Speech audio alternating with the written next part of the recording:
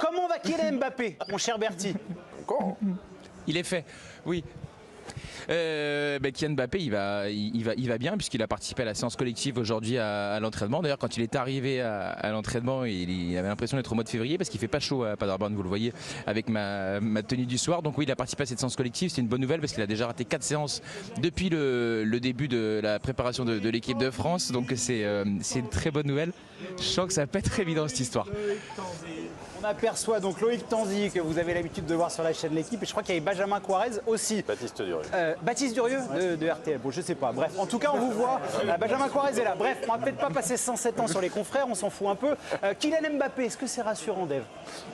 Oui, parce que c'est une préparation un petit peu en pointillé, et sachant la deuxième partie de saison qu'il a connue, un Kylian Mbappé performant, ça a passé par une préparation adéquate. Et là, il y avait des alertes, des entraînements ratés, des soins, des choses comme ça. Mal de dos. Voilà, exactement. Et j'aimais pas en fait cette espèce de truc où on reporte un petit peu au lendemain à chaque fois sa participation.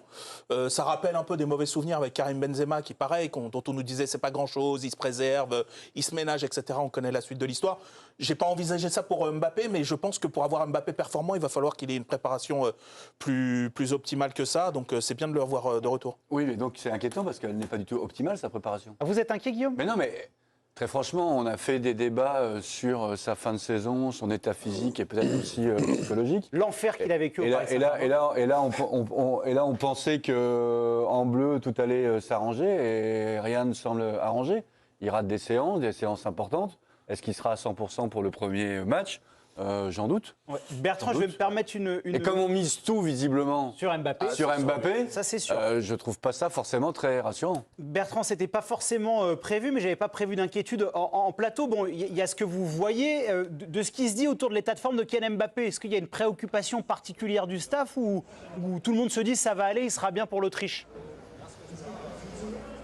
Non, tout le monde se dit ça va aller, que ce soit les discours des gens en conférence de presse et les retours qu'on a également au sein du vestiaire. Après, c'est pas leur intérêt évidemment de nous dire qu'il y a des inquiétudes à son sujet alors que l'Euro n'a pas débuté. Ce qu'on peut constater, c'est effectivement le fait de rater autant de séances. Si on en a raté 4, c'est pas totalement neutre. Forcément, on peut pas le banaliser. Mais bon, aujourd'hui, il est à l'entraînement et ce qui est important quand même, ce sont les matchs. Et le match face au Luxembourg et son entrée en jeu contre le Canada, ça n'a pas vocation à faire office de valeur étalon absolue. Mais c'était plutôt positif, donc moi j'ai envie d'être quand même plutôt rassuré par ce que j'ai vu depuis le début de la prépa, même si physiquement ça tire un peu, mais on voit déjà que mentalement il se sent beaucoup mieux et ça c'est important à la tête pour un sportif de haut niveau. Effectivement. Joanne, vous le sentez comment vous, le kiki national? Le kiki national. Je sais pas, après nous on n'est pas sur place, peut-être que Bertrand pourrait nous dire les séances qu'il a ratées, est-ce que c'était un gros travail physique par rapport aux joueurs, à l'ensemble de l'effectif? Oui, mais est-ce que lui, quand il les a ratés les séances sur le terrain, est-ce que ça travaillait fort ou pas? Je ne sais pas si Bertrand est au courant de ça ou s'il y a eu uniquement des petites séances et dans ce cas-là, c'est moins grave, quoi. Il a raté des séances notamment quand au début à Clairefontaine il y a eu double ration physique le matin et entraînement collectif l'après-midi. Parfois il n'a pas pu faire les deux. Il a aussi raté un entraînement de veille de match parce qu'il n'était pas à 100%, ce qui ensuite l'a empêché de débuter la rencontre face au Canada. Et bon, il a pu entrer en jeu seulement quelques minutes. Disons qu'il y a eu différentes alertes. Il y a eu le dos, il y a eu le genou. Donc voilà, ça tire pour Mbappé. Il y avait aussi, Bertrand, puisqu'on est en train de parler des états de forme, il y avait cette histoire de virus un peu au sein du groupe France. Où est-ce que ça en est, cette histoire de maladie? Ça va mieux puisque Kingsley Coman était au lit hier. Aujourd'hui, il s'est entraîné à l'écart avec Aurélien Tchouaméni. Donc Ibrahima Konaté, lui, qui avait été un peu préservé hier également, a fait la séance. On en reviendra sur sa place dans la hiérarchie. Mais bon, il n'y avait pas d'inquiétude majeure autour de ça, notamment cette rhinopharyngite qu'avait déjà eu Ousmane Dembélé la semaine passée et qui l'avait empêché de débuter contre le Luxembourg. Donc de ce point de vue-là, bon, ils ne seront pas totalement diminués contre l'Autriche. Ça, c'est une bonne nouvelle. Merci beaucoup, docteur Latour. Vous avez été très bon sur l'aspect médical. On va maintenant passer au terrain. Saliba, c'est une information, l'équipe, la chaîne L'Équipe, devrait débuter face à l'Autriche. En tout cas, il était ce soir sur l'entraînement à huis clos qu'avait concocté Didier Deschamps dans l'équipe des titulaires associés à Dayot Upamecano. Et cet entraînement, il était de base prévu un quart d'heure ouvert à la presse. On n'aurait rien vu, mais c'était ça qui était prévu initialement. Finalement, hier soir, on a reçu un message. Il a été totalement fermé. Donc Didier Deschamps ne fait pas des tests, ne s'amuse pas à perdre du temps. On peut effectivement considérer que si Saliba était ce soir dans l'équipe des titulaires, c'est que dans l'esprit du staff, il a vocation, s'il n'y a pas de problème, parce qu'on est encore à 3 jours du match, à débuter aux côtés de Upamecano, ce qu'il faut interpréter sans doute comme le fait que la fin de saison de Ibrahima Konaté lui joue des tours et que ce qu'a réalisé Saliba Arsenal plus les éléments qu'ont à disposition le staff depuis le début à Clairefontaine l'ont fait passer devant a priori sur le début de la compétition. On aura une thématique tout à l'heure sur William Saliba. Rapidement, Timothée, sur cette information, de voir Saliba comme ça passer devant Konaté à quelques jours de l'Euro, est-ce que vous trouvez que c'est mérité pour le défenseur d'Arsenal ?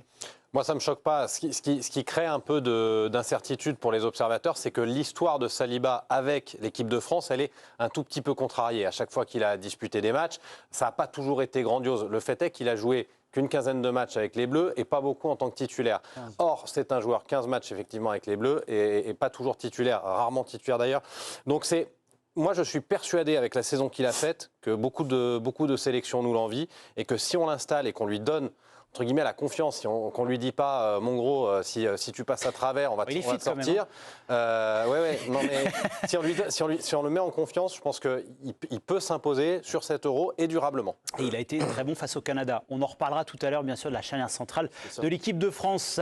Ça a agité l'actualité aussi, Bertrand, des Bleus. C'est l'état de forme d'Adrien Rabiot. Lui aussi, les signaux sont plutôt positifs pour qu'il débute face à l'Autriche. Oui, parce que depuis que nous sommes et les joueurs sont arrivés à Paderborn mercredi, il participe à toutes les séances collectives et ce soir aussi il en faisait partie bien évidemment et il était dans l'équipe des titulaires. Ça c'est moins une surprise, même s'il pouvait être en balance avec d'autres joueurs par rapport au manque de rythme, mais il est tellement essentiel à cette équipe-là. En tout cas, le staff le tient vraiment en très très haute estime. C'est un des premiers joueurs qui, quand il est à 100%, est coché sur la feuille de match. C'est sans doute une bonne nouvelle parce que ce qu'on a vu lors des 2 matchs de préparation, même en mars également, n'était pas de nature à être totalement rassuré. D'ailleurs, Olivier Giroud l'a concédé que sur la préparation des Bleus, les 2 matchs n'avaient pas été réussis. Adrien Rabiot et ce point d'équilibre hyper important et un abattage qui est extraordinaire. Donc voilà, il était ce soir dans l'équipe des titulaires et c'est franchement une bonne nouvelle. Régis, par rapport à ça, c'est vrai qu'on parle énormément d'Mbappé. Après, il y a Antoine Griezmann, mais il y a un garçon qu'on oublie beaucoup dans ces Bleus-là, c'est Rabiot. Il change tout, en fait, Rabiot. Il est indispensable pour cette équipe. Gaucher, une faculté à équilibrer sur le ballon, avec le ballon dans l'utilisation. Il peut jouer à différents postes parce qu'il a cette faculté tactique à s'adapter partout. Il peut jouer dans le cœur du jeu. Après, la seule inquiétude que je peux avoir avec lui, c'est que ça fait un moment qu'il n'a pas joué. Il a repris le travail avec le collectif depuis 2-3 jours. Moi, je ne suis pas certain qu'il le fasse débuter demain. Il est possible qu'il rentre peut-être sur la dernière demi-heure pour voir... Là, il était vraiment avec les titulaires. Il était avec les titulaires. Après, c'est un joueur indispensable à cette équipe. Il possède beaucoup de choses. Il est capable de finir, il est capable de donner, il est capable d'accompagner. En fait, c'est le moteur de ce milieu de terrain dans beaucoup de domaines. Jo, par rapport au rôle de Rabiot, c'est vrai que sur les 2 matchs de prépa, bon, ça s'est moins vu face au Luxembourg parce que c'était un peu plus facile. Quand on regarde le match, on se dit qu'est-ce qui manque ? Vous avez eu ce sentiment-là aussi ? Non ? Oui, non, mais c'est vrai que ces matchs-là, après, non, mais ces matchs de préparation, après, c'est. Non, mais en vrai, c'était criant son absence. Mais c'est sûr que quand il n'est pas là, ça se voit parce qu'il peut alterner beaucoup de. Quand il a un registre très, très élargi dans cette équipe-là, ça aide. Il a un gros impact physique, il est capable de porter le ballon et de transpercer des lignes par la passe ou par ses courses. Donc ça fait beaucoup de choses qui peut amener à cette équipe-là qui est grandement basée sur le côté athlétique. Donc Rabiot en fait partie et ça amène aussi une touche technique. Oui, mais ça c'est la meilleure version de Rabiot. C'est pas toujours ça. Dans la meilleure version, oui. Voilà, alors, après on parle quand il est en pleine forme. Aujourd'hui c'est un point d'interrogation par rapport à son retour. De faire ce que tu dis, c'est-à-dire de casser des lignes, effectivement. Vous avez encore des réticences, vous, Dave ? Non, c'est pas que j'ai des réticences. J'ai l'impression que Rabiot, on en fait quelqu'un qui, dès qu'il est sur le terrain, métamorphose l'équipe. C'est pas vrai. D'ailleurs, sinon, on passerait pas notre temps aussi à avoir des réserves, un regard critique sur cette équipe de France. C'est ce qu'on a passé notre temps. Il me semble qu'il était au rassemblement de mars, hein, je crois. À mon avis, il y était. On regarde tellement de matchs, mais il me semble que qu'il était absent.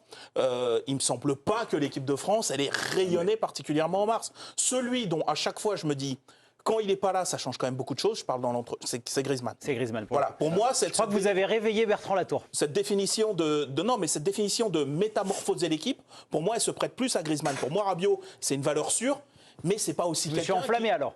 Non, mais ça peut être présenté comme ça. Mais c'est quelqu'un de stable, de fiable. L'équipe de France compte sur lui. Didier Deschamps l'adore et c'est à mettre à son crédit.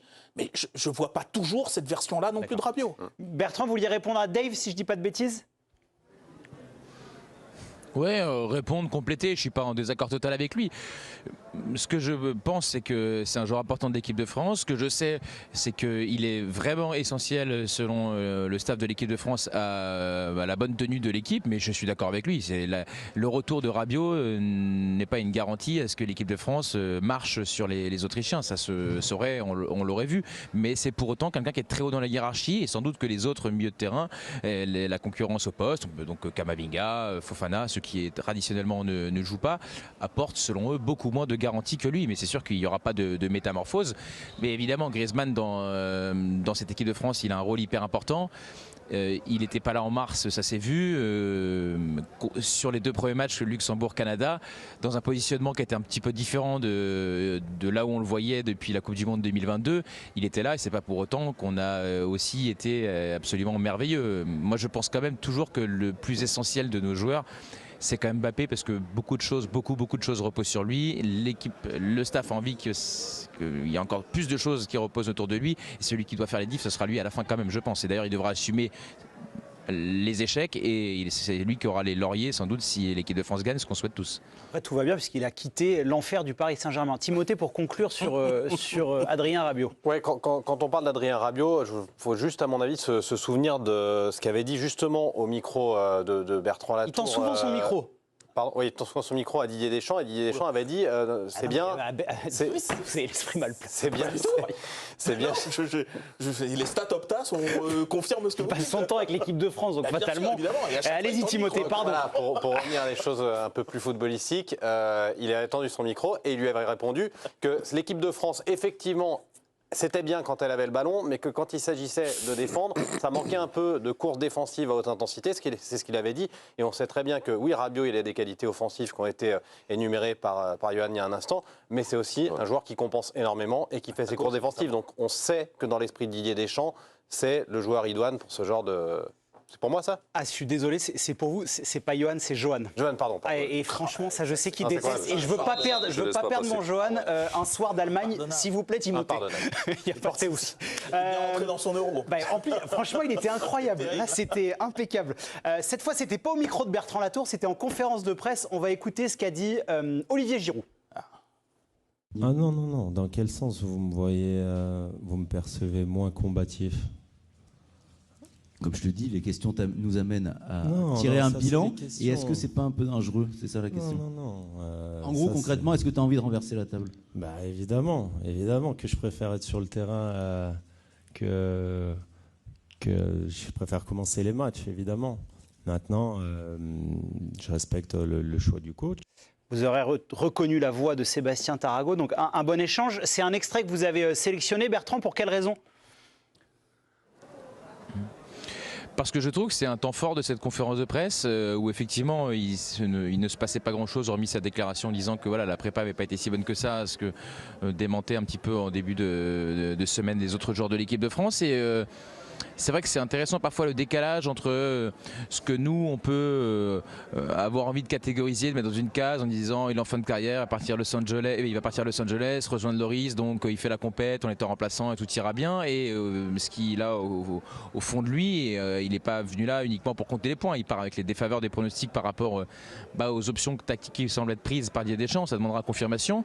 Mais pour autant, c'est l'histoire de sa carrière et bon, lui il vient pas pour faire le nombre. Et j'ai trouvé que c'était c'était pas mal parce que c'était un petit peu à contre-courant et un peu des questions et aussi de parfois l'idée qu'on peut se faire de son état d'esprit, quoi. Et je trouve que c'est bien d'avoir toujours aussi fin après tant de campagne. J'ai lu tout ce qu'on avait, tout ce qui avait été écrit à raison sur le déclassement de Olivier Giroud, mais c'est mal le connaître. Il ne peut évidemment pas accepter ce sort et cette situation. Et pour l'avoir côtoyé longtemps, je pense qu'il va tout faire pour effectivement renverser la table en douceur, mais s'il peut, il va le faire. Et toute sa carrière, ça a été ça. Il a été d'abord relégué même en grand dans les tournoi, tribunes, dans les vestiaires ou sur le banc, et à la fin, il s'est quand même tout le temps imposé. Non, et ça, c'est l'histoire de sa carrière. Non, mais tu ne vas pas un euro en pensant à Los Angeles, quoi. Ouais. Quand même, là, même si c'est un joueur âgé, même si il a connu tellement de belles choses, il va là-bas pour essayer d'être titulaire, bien sûr, et pour essayer de tout faire pour remporter un titre supplémentaire. Ouais. Et son profil unique est différent des autres, à un moment servira au Je suis même convaincu que toujours servi à Didier Deschamps. Je suis même convaincu que s'il pense à Los Angeles, ça va au contraire être une motivation en se disant c'est la dernière, je boucle l'aventure européenne et je vais le faire comme il faut. Ouais. Bon, il ne sera pas à Los Angeles demain, c'est Bertrand Latour, mais qu'est-ce qui va se passer pour notre équipe de France ? Eh bien, demain, conférence de presse à 11h30 pour l'équipe de France avec Théo Hernandez qui sera là et le deuxième joueur m'échappe alors qu'on m'avait... Et Marcus Thuram, j'ai un souffleur, Jérémy Janingro. Donc Thuram et Théo Hernandez à 11h30. Ensuite, entraînement pour l'équipe de France à 17h30 avec un quart d'heure ouvert à la presse. Ensuite, entraînement fermé. Donc ça va à nouveau bosser, sans doute tactiquement aussi. Donc il y aura à nouveau des enseignements à tirer de ce qui se passera. Mais en toute logique, ça devrait être aussi dans la continuité de ce qui a été travaillé aujourd'hui, parce qu'il y a tellement peu de temps pour le staff de l'équipe de France pour préparer ces rencontres-là qu'il n'y a pas vocation à à bosser sur des choses qui ne seront pas appliquées en match logiquement. Merci beaucoup Bertrand, on vous retrouve un petit peu plus tard sur les thèmes de l'équipe de France.